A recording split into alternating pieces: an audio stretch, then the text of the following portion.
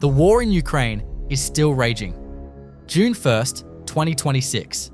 Lyman direction. Border Guard Phoenix unit and Russian soldiers keep trying to advance into a sector that FPV drones have completely locked down. Watch these soldiers carefully. Untrained, disoriented, moving without any clear objective. No coordination, no awareness of what's already above them. Some don't even seem to know where they're going. It doesn't matter.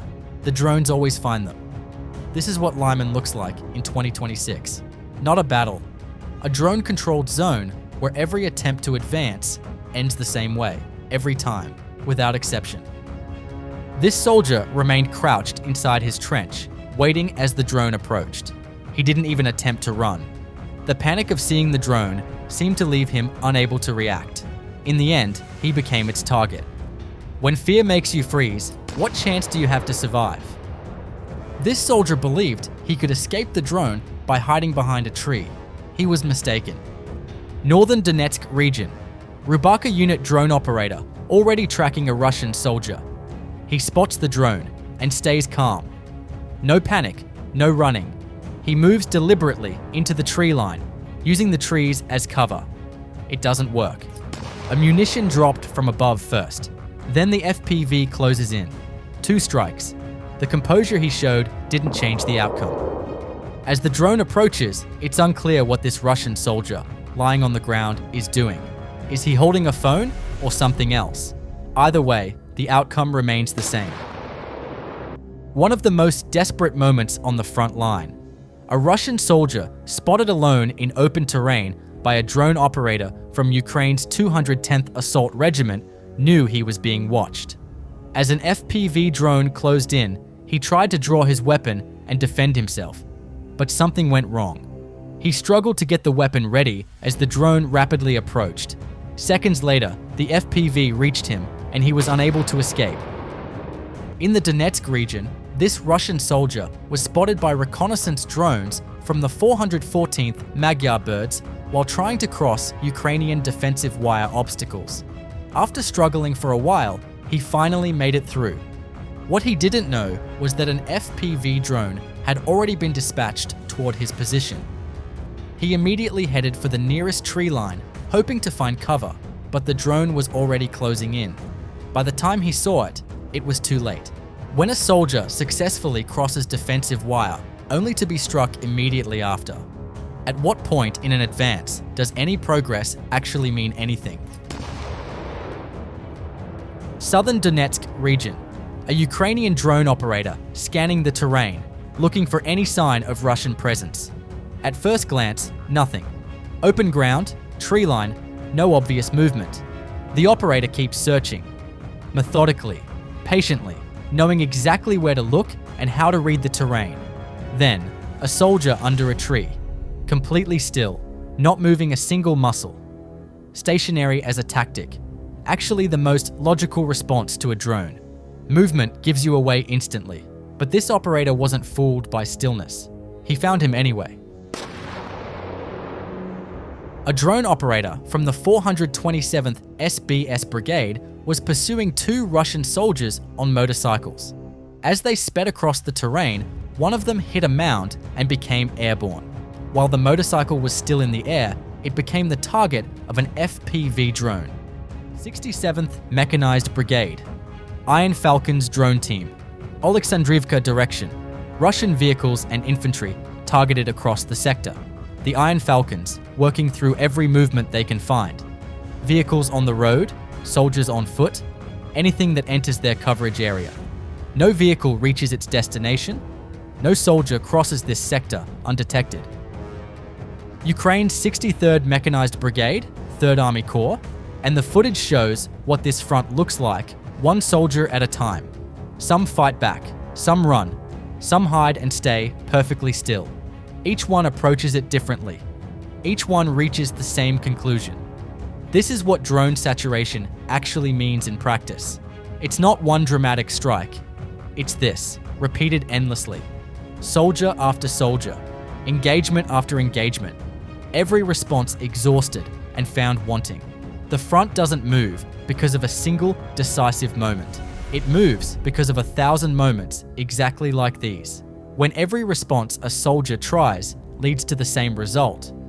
At what point does Russian command acknowledge that infantry alone cannot survive on this front? This soldier made a critical mistake. Instead of trying to move or seek cover, he chose to remain completely still as the drone approached.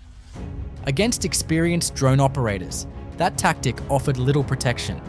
Even as the drone slowly closed the distance, he continued not to move. This footage is unusual.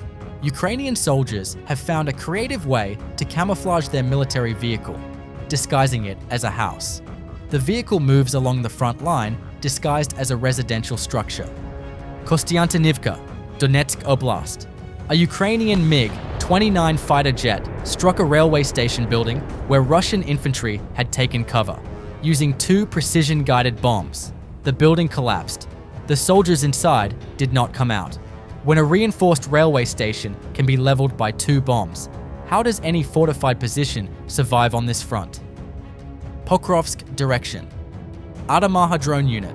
Russian military vehicles spotted carrying generators and ammunition toward the front.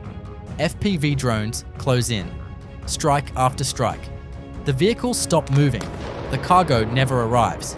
Generators that would have powered command posts and communication systems, gone. Ammunition that would have been fired at Ukrainian positions, destroyed before it could be unloaded. 2 Russian BM-21 Grad multiple rocket launchers struck by FPV drones from Pion unit before they could fire on Ukrainian positions. The Grad system costs approximately $2 million per unit.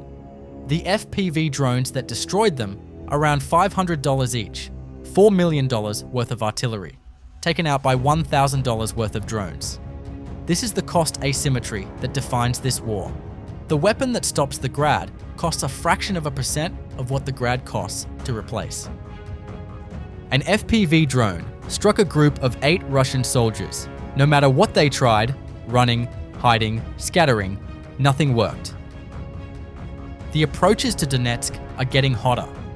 Operators of the Black Sky Battalion, part of the National Guard's 3rd Operational Brigade, Spartan, are systematically destroying Russian military transport on the outskirts of the city. Drones track vehicles moving along supply routes, then strike. A truck here, a fuel tanker there. Every vehicle burned is one less resupply reaching Russian forward positions. The unit is not operating randomly. Black Sky strikes are part of a deliberate campaign to disrupt Russian logistics across the Donetsk region. When a supply truck burns on the approach to Donetsk, the soldiers waiting for those supplies at the front feel the loss immediately. Ukraine's 109th Territorial Defense Brigade. Anti-tank mines dropped from drones directly onto Russian positions. Standard FPV strikes detonate on impact. AT mines deliver a shaped charge, designed to penetrate armor, devastating against personnel and fortified positions at close range. Watch the detonations.